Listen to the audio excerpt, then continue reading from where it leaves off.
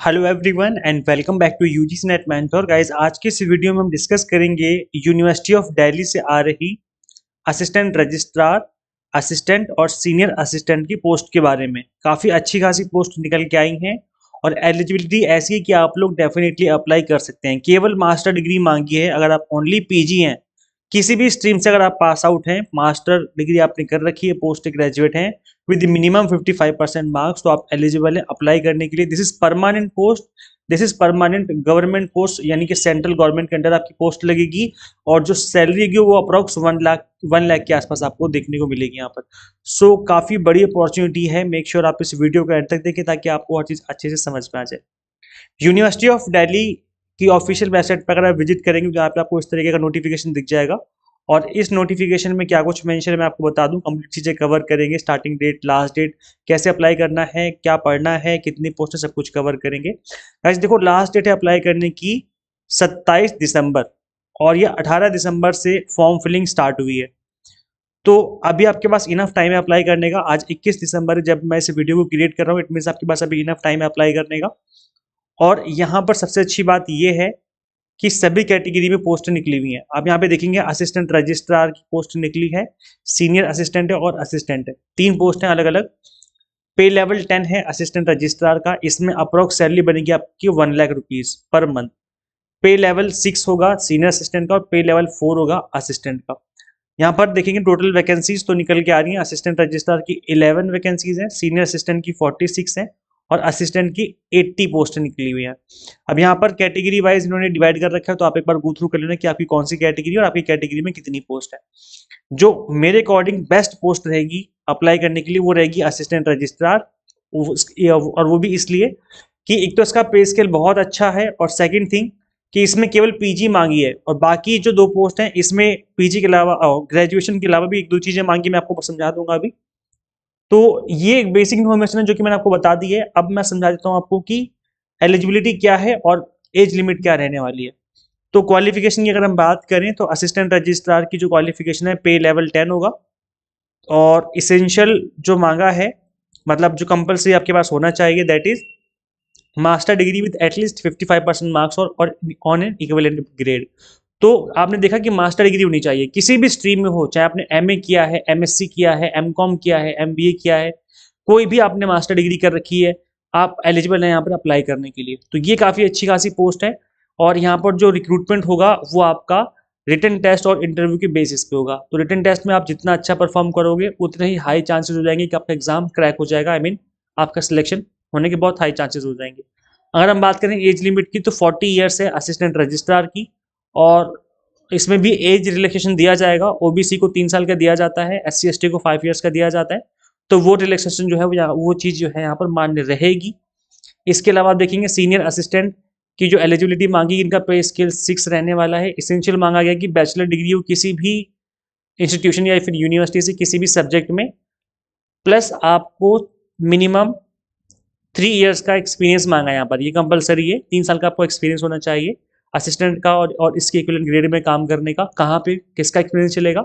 Central government का, state government का, university का, पीएसयूज का and other central state autonomous bodies और इक्विवेलेंट पे पैकेज इन reputed private companies, corporate bank. तो प्राइवेट कंपनी में काम किया है, कॉर्पोरेट बैंक में काम किया है, तो उसका एक्सपीरियंस भी चल जाएगा। लेकिन उसकी शर्त यहाँ पे इन्होंने ये रख दी है कि उस कंपनी का या उस बैंक का मिनिमम एनुअल टर्नओवर 200 करोड़ या उससे ज़्यादा का होना चाहिए। इसके अलावा आपको कंप्यूटर एप्लीकेशन की नॉलेज होनी चाहिए, नोटिंग एंड ड्राफ्टिंग एक्सेट्रा। इसकी एज लिमिट 35 ईयर्स है। इसमें भी ओबीसी को 3 साल और एससी एसटी को 5 साल का रिलैक्सेशन दिया जाएगा, जो कि होता ही है सभी गवर्नमेंट पोस्ट में, वो यहाँ पर चीज़ें मान्य रहेंगी। इसके अलावा असिस्टेंट पोस्ट निकली हुई है, इसका पे लेवल 4 है। बैचलर डिग्री होनी चाहिए किसी भी यूनिवर्सिटी इंस्टीट्यूशन से या और इसके अलावा कंपलसरी है 2 साल का एक्सपीरियंस। वही सेम चीज़ बोली गई कि या तो यूनिवर्सिटी में हो, research establishment, central state government, PSU या ऑटोनोमस बॉडीज और इक्विवेलेंट पे पैकेज इन reputed private company, corporate bank में भी होगा तो चलेगा, बट उनका जो टर्नओवर है एटलीस्ट 200 करोड़ है, उससे ज़्यादा का होना चाहिए। अब आपके मन में क्वेश्चन होगा कि सबने प्राइवेट कंपनी में काम किया है लेकिन उसका टर्नओवर 200 करोड़ नहीं था, तो ऐसे में फिर आप एलिजिबल नहीं है, क्योंकि दोनों चीज़ें कंपलसरी हैं। एक तो बैचलर डिग्री होनी चाहिए, ग्रेजुएशन होनी चाहिए, प्लस आपने किसी इस तरह की कंपनी में काम किया हो तो आप एलिजिबल हैं। अदरवाइज आप एलिजिबल नहीं है। आप फिर आप असिस्टेंट रजिस्ट्रार, इनकी जो पहली वाली पोस्ट है उसमें एलिजिबल है, उसमें किसी भी तरह का कोई भी एक्सपीरियंस नहीं मांगा है। इनकी जो एज लिमिट है वो 32 ईयर्स की है, तो ये चीज़ आपको ध्यान रखनी है। और ये बाकी यहाँ पे भी कंप्यूटर की नॉलेज चाहिए, और यहाँ पर भी एज रिलैक्सेशन दिया जाएगा। असिस्टेंट रजिस्ट्रार ये पहली वाली पोस्ट जिसमें केवल मास्टर डिग्री मांगी और कोई भी यहाँ पर एक्स्ट्रा रिक्वायरमेंट नहीं है, ना ही कोई एक्सपीरियंस की रिक्वायरमेंट है, ना ही किसी तरह की फर्दर रिक्वायरमेंट मांगी गई है। अब फीस कितनी रहेगी? अनरिजर्व कैटेगरी की 1,000 रुपये फीस रहेगी, ओबीसी ईडब्ल्यूएस फीमेल की 800 रहेगी, और एससी एसटी पीडब्ल्यूडी की 600 रहेगी। तो ये फीस मैंने आपको बता दी है, लास्ट डेट 27 दिसंबर, उससे पहले अप्लाई करना है। एज रिलैक्सेशन यहाँ पर मेंशन है, खुद भी पढ़ लेना, आप लोग गो थ्रू कर लेना, वैसे मैंने बता दिया आपको। और यहाँ पर कास्ट का जो सर्टिफिकेट है वो बिल्कुल नया वाला चाहिए। उन्होंने लिखा हुआ है कि जो आपका सर्टिफिकेट है वो 1 अप्रैल 2024 से 31 मार्च 2025 के बीच में इशू किया होना चाहिए। तो पुराना है तो नया बनवा लो, कोई दिक्कत नहीं है। वैसे भी डॉक्यूमेंट वेरिफिकेशन में वो चीज़ें आती हैं काम। अभी तो आप अप्लाई कर दो फिलहाल के लिए, और आप अभी तो आप पुराना वाले भी लगा सकते हो, कोई दिक्कत नहीं है। लेकिन जब डॉक्यूमेंट वेरिफिकेशन होगा तब उस टाइम पे ध्यान रखिए कि आपके पास नया सर्टिफिकेट होना चाहिए। ये चीज़ आपको बहुत ही ध्यान से रखनी है। बाकी आप चीज़ें पढ़ लेना, क्योंकि काफ़ी सारे टर्म्स एंड कंडीशन यहाँ पे लिखे हुए हैं, मतलब काफ़ी सारी रूल्स एंड रेगुलेशन लिखे हुए हैं, तो आप एक बार चीज़ों को खुद भी गो थ्रू कर लेना। अब अप्लाई कैसे करना है? इसी वेबसाइट पर आकर के आपको यहाँ पर दिख जाएगा लिंक, इस जगह पर ऑनलाइन एप्लीकेशन। इस वेब पेज का लिंक मैं आपको इसी वीडियो के डिस्क्रिप्शन बॉक्स में, कमेंट बॉक्स में दे दूंगा, तो आप यहाँ पे आकर के अप्लाई कर सकते हो। इस लिंक पे क्लिक करेंगे तो आपके सामने इस तरीके से विंडो ओपन हो जाएगी। यहाँ पे आप देखेंगे इस तरीके से आपको दिख जाएगा, और यहीं पे आके आपको रजिस्टर करना है। रजिस्टर का बटन आपको दिख जाएगा, मैं दिखा देता हूँ आपको। आप जब नया नया अप्लाई करेंगे तो आप यहाँ पे आपको करना है साइन अप। यहाँ पे देखो लिखा हुआ है साइन अप, इस वाले बटन पे क्लिक करना है। आपको अपनी कंप्लीट फॉर्म फिलिंग करनी है, साइन अप करके कंप्लीट फॉर्म फिलिंग कर लेनी है। और कोई डाउट हो तो आप कमेंट करेंगे तो वहाँ पे मैं रिप्लाई कर दूंगा। इसके अलावा गाइस देखो, असिस्टेंट रजिस्ट्रार के एग्जाम टारगेटेड नोट्स हम आपको अवेलेबल करवा रहे हैं। मेरा मोबाइल नंबर नोट डाउन कर लीजिए, 8802919803। इस नंबर पे आपको व्हाट्सएप करना है, कॉल पर रेफरेबल नहीं है, क्योंकि जब मैं बिजी होता हूँ मैं कॉल पिक नहीं कर पाता हूँ। तो आप लोग प्लीज़ मुझे व्हाट्सएप करिए, मैं फ्री होती सबको रिप्लाई कर दूंगा। आप मुझसे डेमो की डिमांड कर सकते हैं, मैं आपको डेमो नोट शेयर कर सकता हूँ 5-7 पेजेस के, जिससे आप लोग चेक कर सकते हैं। और मैं आपको बता दूँ, जो ये नोट्स रहेंगे वो कम्प्लीटली एग्जाम टारगेटेड रहेंगे, अकॉर्डिंग टू सिलेबस रहेंगे। जो सिलेबस है आपका आप सभी को पता है, नहीं पता तो मैं समझा दूंगा आपको एक दूसरी वीडियो बना करके। थोड़ा बेसिक्स में बता देता हूँ। इसमें 2 एग्जाम होंगे, एक होगा आपका प्रिलिमिनरी एग्जाम और एक होगा आपका मेंस एग्जाम होगा। अब देखो, प्रिलिमिनरी एग्जाम होगा आपका एमसीक्यू फॉर्मेट में, और जो आपका मेंस एग्जाम होगा वो होगा आपका थियोरटिकल डिस्क्रिप्टिव होगा, उसमें आपको लिख के समझाना पड़ेगा। एमसीक्यू फॉर्मेट में जो आपका प्रिलिमिनरी एग्जाम होगा इसकी वेटेज नहीं है, ये सिर्फ क्वालिफाइंग नेचर का है। अगर आप क्वालिफाई करेंगे तो आप मेंस तक पहुंचेंगे, क्वालिफाई नहीं करेंगे तो आप रिजेक्ट हो जाएंगे यहीं पर। मेंस में जितने स्कोर करेंगे उसी के बेसिस पे आपका सिलेक्शन होगा। मेंस की वेटेज 70 मार्क्स की है, इंटरव्यू की वेटेज 30 मार्क्स की है। तो इन दोनों के मार्क्स के बेसिस पे आपकी मेरिट बनेगी, और उसी के बेसिस पे आपका सिलेक्शन होगा। तो ये कुछ बेसिक्स जो मैंने आपको बता दी है। बाकी आप एक बार सिलेबस खुद से गो थ्रू कर लेना, इसी वाली वेबसाइट पर सिलेबस भी देखने को मिल जाएगा आपको, स्कीम ऑफ एग्जामिनेशन वाले लिंक पे क्लिक करेंगे तो आ जाएगा। तो आप सिलेबस भी गो थ्रू कर लेना खुद से एक बार।